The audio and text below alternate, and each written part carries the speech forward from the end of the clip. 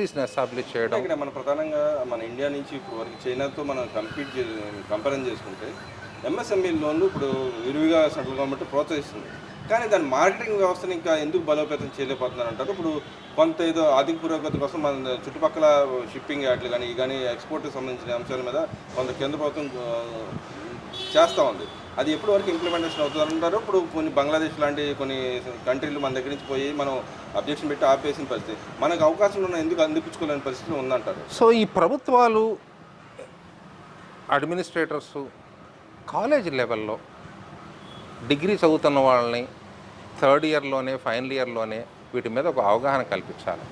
రెండోది రాష్ట్రం మొత్తం మీద సిటీ హెడ్ క్వార్టర్స్లో వీటి మీద ఒక అవగాహన సదస్సులు పెట్టాలి. ప్రజల్ని ప్రోత్సహించాలి. బ్యాంకుల్ని ముందుకు తీసుకొచ్చి సింగిల్ విండో ద్వారా వీటిని కనుక మనం ప్రోత్సహించి పారిశ్రామికవేత్తలను తయారు చేయాలి. చేస్తేనే మనం రాష్ట్ర అభివృద్ధి చెందుతుంది. అలాగే చాలామందికి ఎంప్లాయ్మెంట్ క్రియేట్ అవుతుంది. వేరే జాబ్స్ మీద ఆధారపడకుండా కాళ్ళ మీద నిలబడడానికి అవకాశం ఉంటుంది. అంటే ఇక్కడ మేజర్గా మనం చూసుకుంటే యూరోపియన్ కంట్రీస్లో జనాభా తరుగుదలలో ఉన్నాయి. అక్కడ కానీ ఇటు జపాన్లో కానీ ఏదైతే మనుషుల అవసరం ఎక్కువ, హ్యూమన్ రిసోర్స్ అవసరం ఎక్కువ ఉంది. మన ఇండియాలో ఎక్కువ ఉన్నారు. కానీ మన ఇక్కడి నుంచి స్కిల్ ఉన్న క్యాండిడేట్లు వెళ్ళకపోవడం వలన ఉద్యోగావకాశాలు కూడా విదేశాల్లో తక్కువ ఉన్నాయి. కానీ కనీసం మన ఇండియాలో వచ్చిన కంపెనీస్లో స్కిల్ డెవలప్మెంట్ ఇంకా పెంచాల్సిన బాధ్యత ఎంత ఉందంట. అంటే ఇప్పుడు మన ఆంధ్రప్రదేశ్ కనుక తీసుకున్నట్లయితే ఇప్పుడు ఉన్నటువంటి కూటమి ప్రభుత్వం స్కిల్ డెవలప్మెంట్ సెంటర్స్ పెట్టింది. ఈ సెంటర్స్ని పెంచాల్సిన అవసరం ఉంది.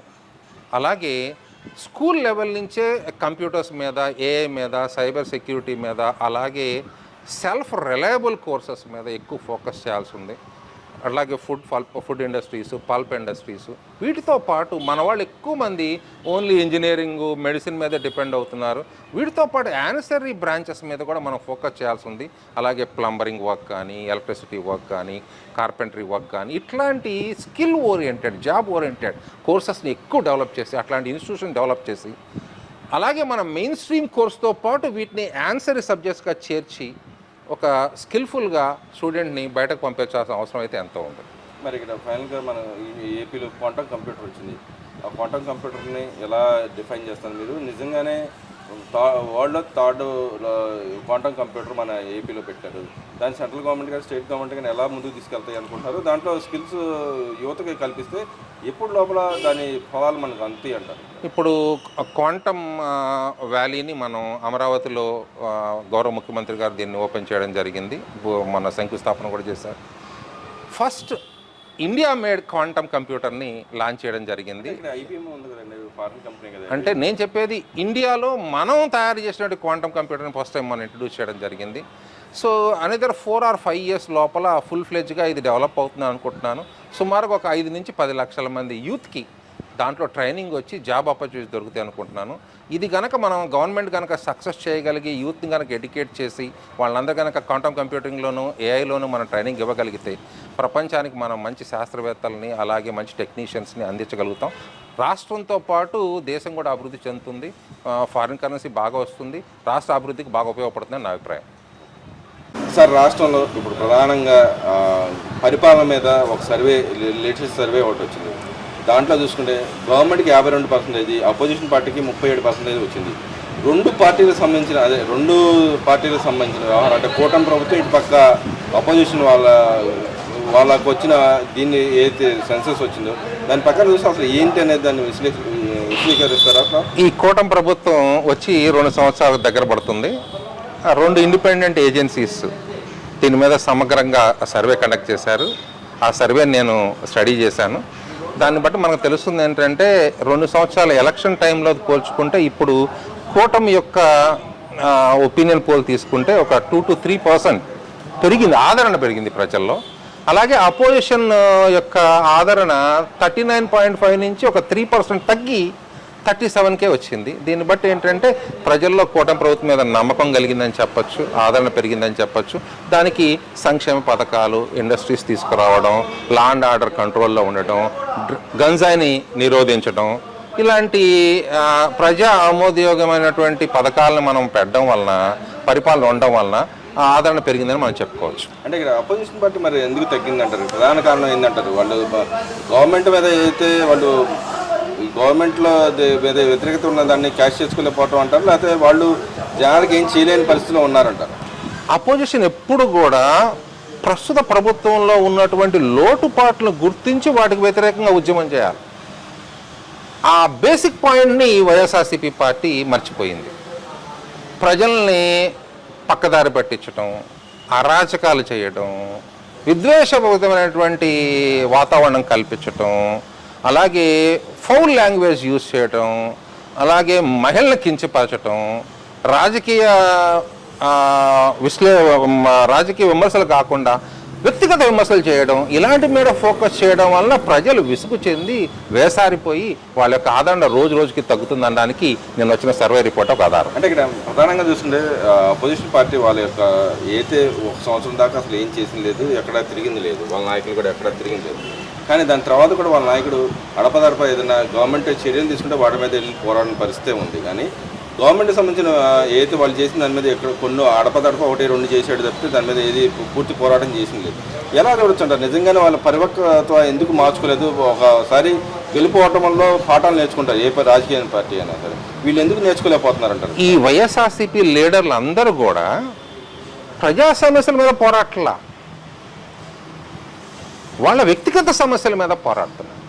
రెండోది, ఈ రాష్ట్రంలో జరిగే చిన్న చిన్న ఇన్సిడెంట్స్ ఏదైతే ఉన్నాయో, లేకపోతే ఒక గంజాయి స్మగ్లర్ని అరెస్ట్ చేయడము, లేకపోతే చట్టానికి వ్యతిరేకంగా ప్రవర్తించిన వ్యక్తిని అరెస్ట్ చేయడము, దుర్భాషలాడిన వ్యక్తి మీద అరెస్ట్ చేయడము చేసినప్పుడు ఆ టైంలోనే వచ్చి పోరాటం చేస్తున్నారు.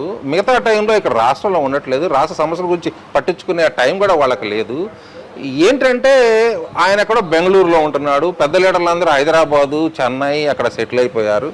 ప్రజల్లో తిరిగితే ప్రజల సమస్యలు తెలుస్తాయి, ప్రభుత్వంలో లోపాలు తెలుస్తాయి, వాటికి వ్యతిరేకంగా ప్రజలను కూడగట్టుకొని ప్రభుత్వం మీద పోరాటం చేయాల్సింది పోయి సీజనల్ పొలిటీషియన్స్ లాగా ఎప్పుడో ఒకసారి అకేషన్కి రావడం, ఆ సమస్య మీద పోరాడడం, మళ్ళీ బెంగళూరు వెళ్ళిపోవడం. అంటే ఇక్కడ మనం ప్రధానంగా చూస్తే వాళ్ళు ఏదైనా ఉంటే ప్రెస్ మీట్ పెడతారు, లేదా సోషల్ మీడియాలో పోస్టులు తప్పితే జనాలకు ఎందుకని చొచ్చుకుని వెళ్ళిపోతున్నారు అంటారు. ప్రధాన కారణం ఏంటంటారు? గతంలో చేసిన వాళ్ళు తప్పులు వాళ్ళకి ఎత్తి చూపుతున్నాయి అంటారు, లేకపోతే ఈ గవర్నమెంట్ చేస్తుంది కాబట్టి ఏం చేయలేక మేరకుండా ఊరుకున్నారు అంటారు? గత 5 ఏళ్లలో వాళ్ళు చేసిన అరాచకాలు, హింస, ప్రజా వ్యతిరేక కార్యక్రమాలు ప్రజలు ఛేదరించుకున్నారు.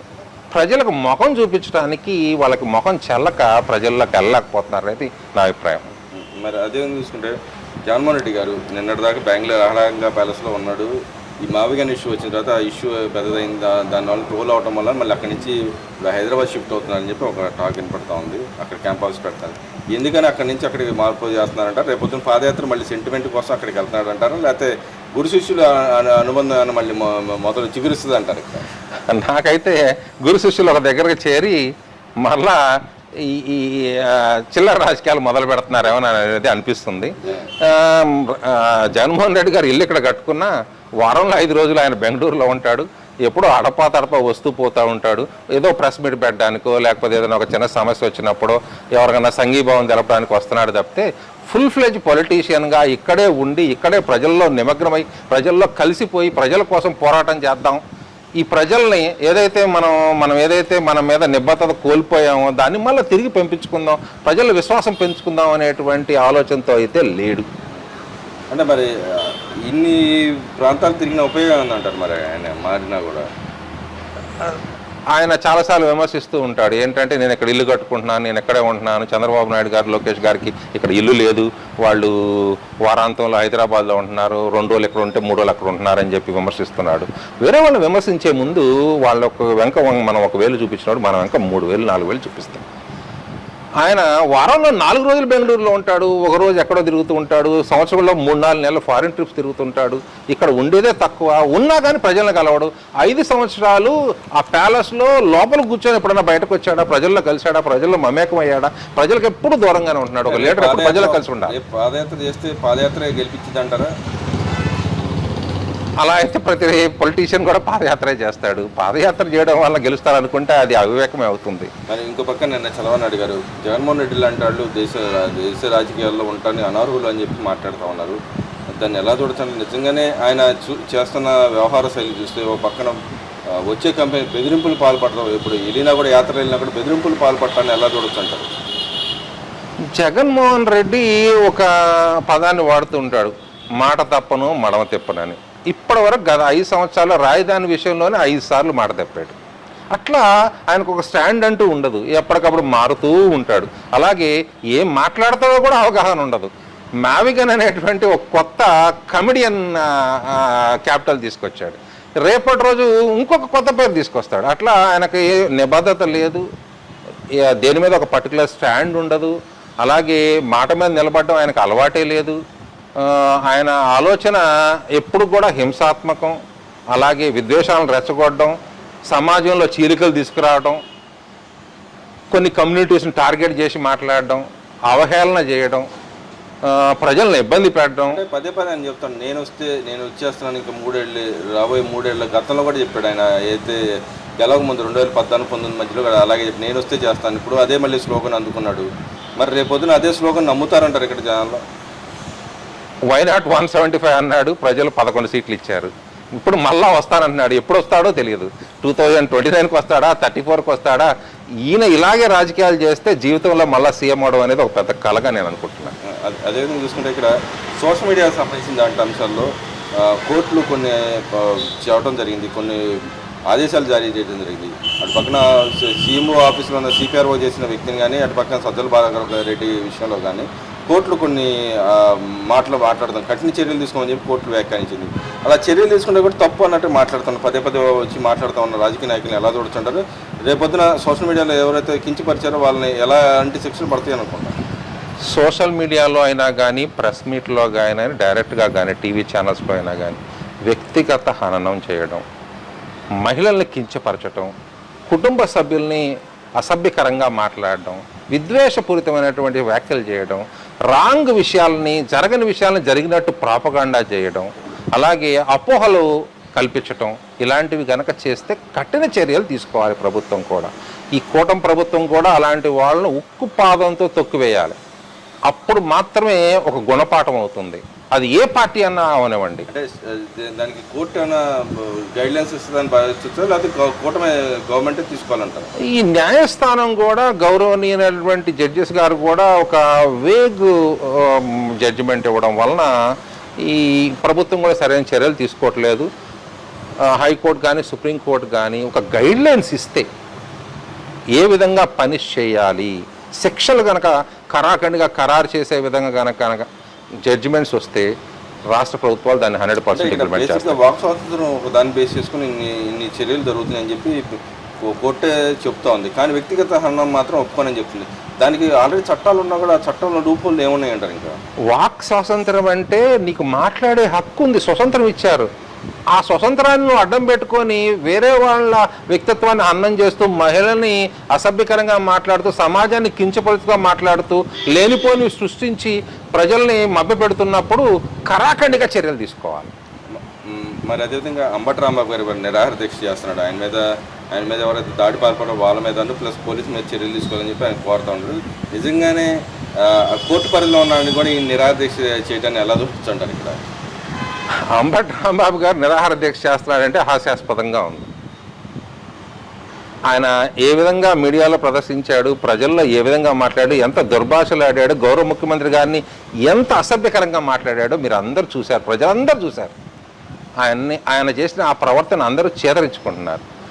ఆ చేదరింపు నుంచి కవర్ చేసుకోవడం కోసం ఈ దొంగ ఈ నిరాహార దీక్షలు చేయడం మొదలుపెట్టారు. అది కాక ఎవరైతే నా మీద దాడి చేశారో వారి మీద చర్య తీసుకోండి అని చెప్పడానికి గవర్నమెంట్ చేతుల్లో ఏమీ లేదు. ఇది కోర్టు పరిధిలోకి వెళ్ళిపోయింది. కోర్టు డైరెక్షన్స్ ఇచ్చి కోర్టు కనుక పనిష్మెంట్ ఇస్తే ఆ శిక్షకు అనుగుణంగా, కోర్టు డైరెక్టివ్స్ అనుగుణంగా ప్రభుత్వం డెఫినెట్గా చర్యలు తీసుకుంటుంది. కోర్టు పరిధిలో ఉన్న వ్యక్తిని ఉన్నటువంటి అంశాన్ని మనం రాష్ట్ర ప్రభుత్వానికి ఎలా అంటగలుగుతాం? మనం పోలీసులు అడ్డుకోలేదు, పోలీసులు కూడా నా మీద దాడి చేశారు, జైలుకి తీసుకెళ్ళాడు అని చెప్పి అంటా ఉన్నారు. సార్, ఎప్పుడైనా ఒక లార్జ్ స్కేల్లో మాబ్ సడన్గా వచ్చినప్పుడు దాన్ని కంట్రోల్ చేయడానికి కొంత సమయం పడుతుంది.